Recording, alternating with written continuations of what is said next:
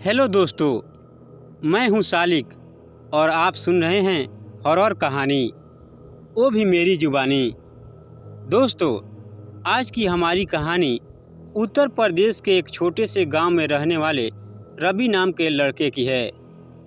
रवि एक cab driver था जो देर रात तक सवारी ढोता था, लेकिन एक रात उसे एक ऐसी सवारी मिली जिसने उसकी ज़िंदगी हमेशा के लिए बदल दी।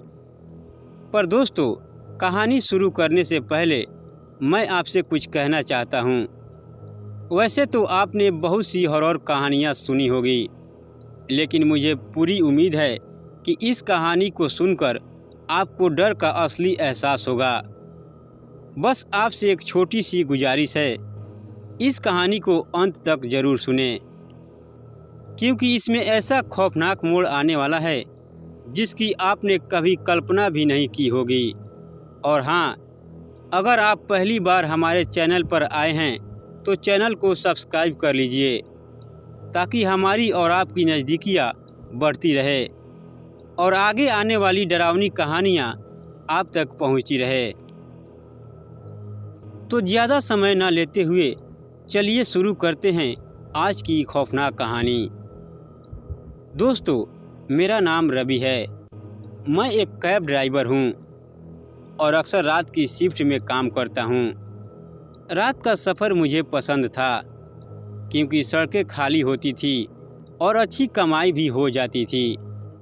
लेकिन एक रात मेरे साथ जो हुआ उसे मैं कभी नहीं भूल सकता।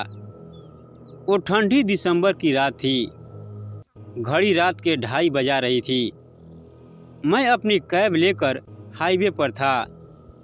तब मुझे अचानक एक सवारी का राइड रिक्वेस्ट मिला। लोकेशन शहर से बाहर जंगल के पास एक वीरान सड़क। मुझे थोड़ी हिचकिचाहट हुई, क्योंकि वो इलाका अक्सर सुनसान रहता था। लेकिन फिर मैंने सोचा, चलो आखिरी राइड है, ले लेते हैं। जब मैं वहाँ पहुँचा तो अजीब सी ठंडक महसूस हुई।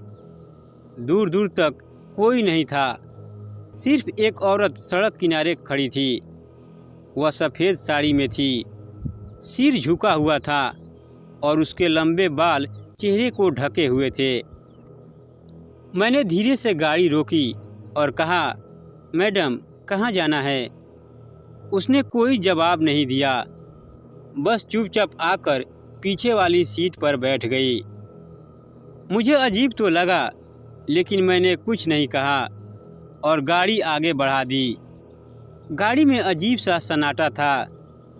मैंने रियर व्यू मिरर में देखा तो वो औरत सीधी बैठी हुई थी, लेकिन उसका चेहरा अब भी झुका हुआ था। अचानक मुझे महसूस हुआ कि गाड़ी का वजन हल्का हो गया, जैसे कोई पीछे की सीट से गायब हो गया हो। मैंने धीरे से मिरर में दोबारा देखा और मेरा खून जम गया। पीछे की सीट खाली थी। मेरा दिल तेजी से धड़कने लगा। क्या मैंने सच में किसी को बैठते हुए नहीं देखा था? मैंने झटके से गाड़ी रोकी और पीछे मुड़कर देखा। वो औरत अब मेरी बगल वाली सीट पर बैठी थी और इस बार उसका चेहरा साफ दिख रहा था। बेजान आंखें, चेहरा जल चुका, होठों से खून टपक रहा था। उसने धीरे से कहा, मुझे घर छोड़ दो। मैंने पूरी ताकत लगाकर गाड़ी का दरवाज़ा खोला और बाहर कूद पड़ा। ठंड के बावजूद मेरा शरीर पसीने से भीग चुका था, लेकिन जब मैंने पीछे मुड़कर देखा तो गाड़ी भी गायब हो चुकी थी। सुबह किसी तरह मैं अपने दोस्त के पास पहुंचा, उसे पूरी बात बताई। उसने मेरी ओर हैरानी से देखा और फिर जो उसने बताया उसने मेरी रूह कँपा दी। रवि, तुम जिस जगह गए थे वहाँ कोई इंसान नहीं रहता। 10 साल पहले उसी हाईवे पर एक औरत का एक्सीडेंट हुआ था। लोग कहते हैं कि वो अब भी रात में सवारी मांगती है और जो उसकी सवारी ले लेता है वो कभी वापस नहीं आता। मैं हिल गया।